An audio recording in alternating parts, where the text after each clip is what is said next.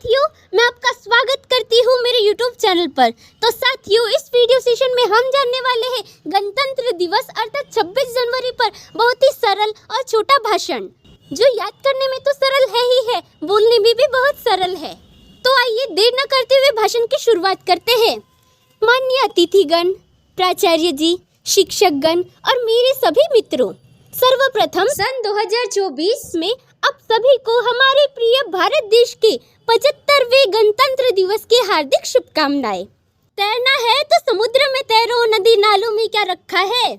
तैरना है तो समुद्र में तैरो, नदी नालों में क्या रखा है। प्यार करना है तो वतन से करो, इन बेवफा लोगों में क्या रखा है। प्यार करना है तो वतन से करो, इन बेवफा लोगों में क्या रखा है। आज का यह दिन हम सभी भारतीयों के लिए बहुत ही खास दिन है, क्योंकि इसी दिन भारत को एक गणतांत्रिक देश के रूप में घोषित किया गया था। बड़े संघर्ष और मेहनत के बाद आखिरकार सन 1950 के जनवरी महीने की 26 तारीख को संविधान लागू हुआ। जी हाँ, मैं बात कर रही हूँ यशस्वी भारत की उस गौरवशाली संविधान की, जिसकी नींव डॉक्टर भीमराव अंबेडकर जी द्वारा रखी गई थी।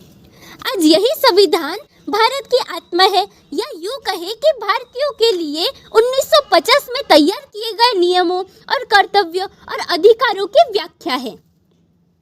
इसका पालन देश के प्रथम व्यक्ति अर्थात राष्ट्रपति द्वारा भी किया जाता है। इस संविधान का सम्मान करना और इसे सर्वोपरि रखना हम सभी देशवासियों का मौलिक कर्तव्य है। 15 अगस्त 1947 को स्वतंत्रता सेनानियों के बड़े संघर्ष के बाद हमें अंग्रेजों से आज़ादी मिली और 2.5 साल बाद 26 जनवरी 1950 को हमारा देश गणतंत्र बना, अर्थात भारत में वंशानुगत शासन नहीं हो सकता। गणतंत्र एक ऐसा राज्य होता है जहाँ के शासन तंत्र में सैद्धांतिक रूप से देश के सर्वोच्च पद पर आम जनता का कोई भी व्यक्ति हो सकता है। हमारे संविधान ने हमें अपने प्रतिनिधियों को राजनीतिक नेता के रूप में चुनने का अधिकार दिया है। हमारा संविधान, जिसमें सभी नागरिकों के मूल कर्तव्यों, नियम और कानून का उल्लेख है, हमें उन सभी का पालन करना चाहिए।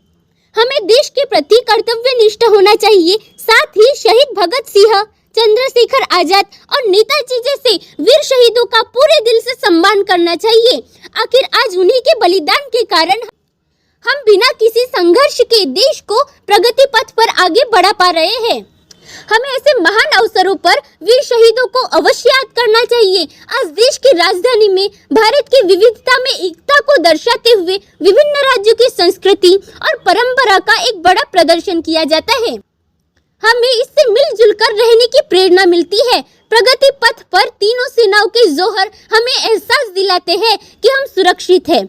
इंडिया गेट पर भारत के राष्ट्रपति द्वारा वीरों को दिए जाने वाले पुरस्कार देशवासियों के हौसले को और भी बुलंद करते हैं।